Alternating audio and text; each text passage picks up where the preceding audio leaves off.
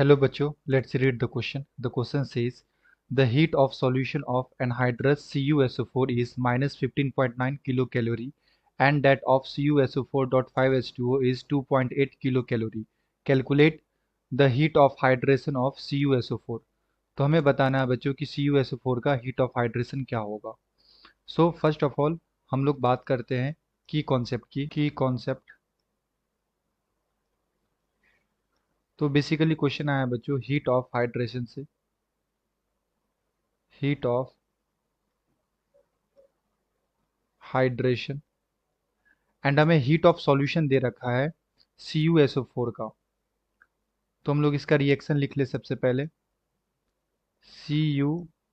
CuSO4 ये हमारा solid है बच्चों एंड जब ये एक्वस में जाएगा यानी कि CuSO4 एक्वस,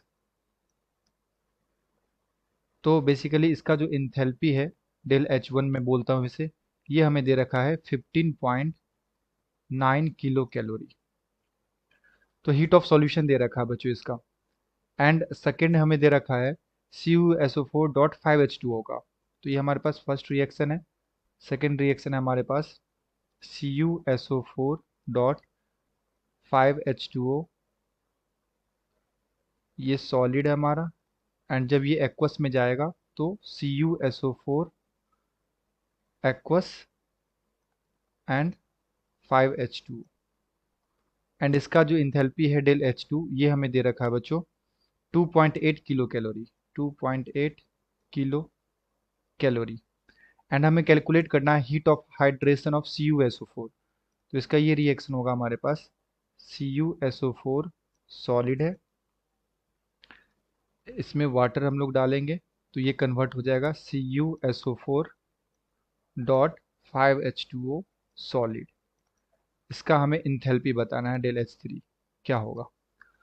तो अगर मैं बच्चों सेकेंड रिएक्शन को रिवर्स करके फर्स्ट में अगर ऐड कर दूं तो बेसिकली हमारा ये रिक्वायर्ड रिएक्शन बन जाएगा. हमें रिएक्शन 3 फॉर्म करना है. तो मैं क्या कर रहा हूँ, सेकेंड रिएक्शन को रिवर्स कर रहा हूँ बच्चों. तो जब मैं सेकेंड रिएक्शन को रिवर्स करूंगा तो हमारे पास बनेगा CuSO4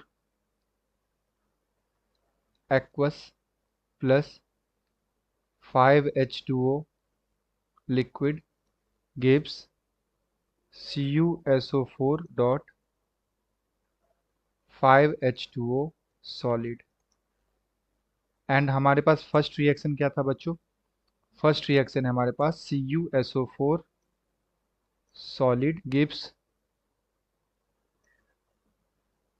CuSO4 एक्वस. अब ये दोनों रिएक्शन को बच्चों जब मैं ऐड करूंगा तो बेसिकली ये CuSO4 एक्वस एंड ये कैंसिल हो जाएगा.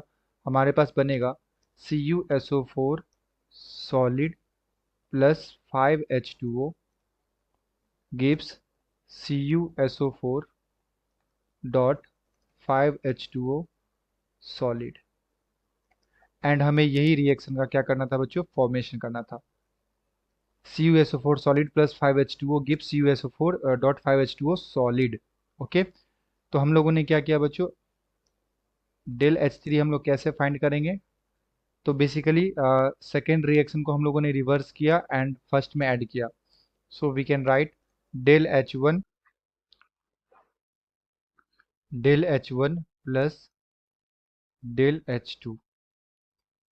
डेल H1 का वैल्यू दे रखा है बच्चों हमारे पास -15.9 प्लस डेल H2 का वैल्यू आ जाएगा हमारे पास -2.8 किलो कैलोरी. तो ये आ जाएगा हमारे पास -15.9 प्लस -2.8 किलो कैलोरी. तो ये आ जाएगा हमारे पास basically -18.7 kilo calorie. So this is the answer. Okay बच्चों, I hope you will be understood it well. Best of luck. Thank you.